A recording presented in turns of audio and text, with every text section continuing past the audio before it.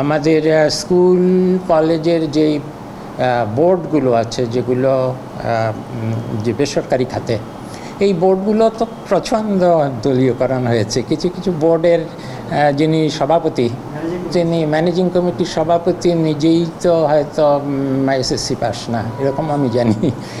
কাজেই এটা নিয়ে কি করা যায়, যে এখানেও যে যে আমার দখলদারির বিষয়, যে এদেরকে সরিয়ে দিয়ে আবার অন্য দল আসবে একই ধরনের, সেটা আমরা চাই না।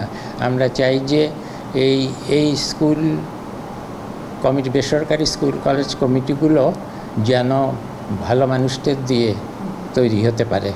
একদমই যদি এখনই তা সম্ভব না হয়, আমরা বিকল্প কী করা যায় সেটা চিন্তা করছি।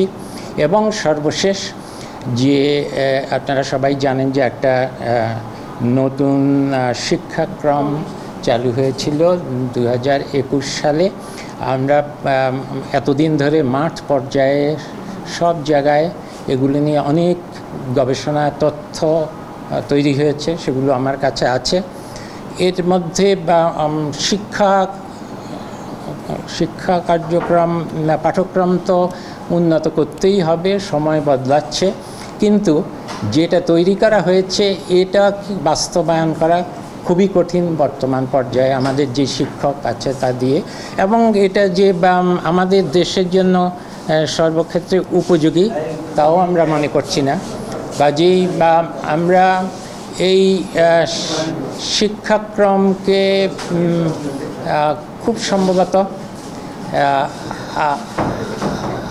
নতুন শিক্ষাক্রমকে আমরা খুব সম্ভব আর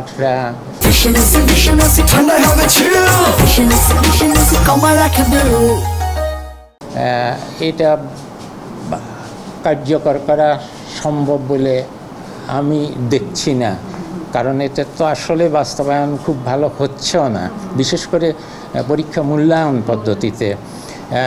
কিন্তু যাই আমরা করি না কেন, হয়তো অন্তত এই সাময়িক সময়ে আমরা আগের যে শিক্ষাক্রম সেখানে ফিরে যাওয়ার চেষ্টা করব, কিন্তু এমনভাবে করব যারা ইতিমধ্যে ঢুকে গেছে, যেমন নবম শ্রেণীতে এবং অন্যটা, তাদের যাতে কোনোভাবেই, এই ছাত্রদের যাতে কোনোভাবেই একটা বিপাকে না পড়ে, তারা যাতে স্বস্তিতে থাকে, তারা যাতে মনে করে যে তারা নিরাপদভাবে তাদের শিক্ষাক্রম চালু করছে, যেভাবে চলছে সেটা তাদের যেটা যাতে বিভ্রান্ত না হয়, সেটি আমাদের প্রায়োরিটি। কিন্তু তার সত্ত্বেও আমরা যতভাবে পারি এটার থেকে আগের শিক্ষাক্রমে ফিরে যাওয়ার চেষ্টা করছি।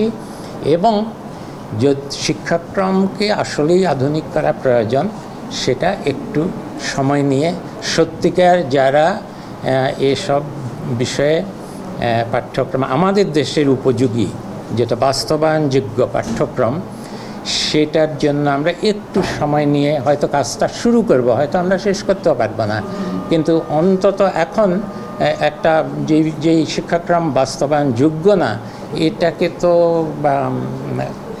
তো রাখা যাবে না। কিন্তু আমরা চেষ্টা করব, আবারও আমি বলছি, আমরা চেষ্টা করব এমনভাবে এটাকে, যারা এর মধ্যে ঢুকে পড়েছে যে ছাত্ররা, তাদের যেন বিন্দুমাত্র কোনো অস্বস্তি বোধ না হয়, শিক্ষকদেরও যেন অস্বস্তি বোধ না হয়, এইটুকু আমরা খেয়াল রাখব।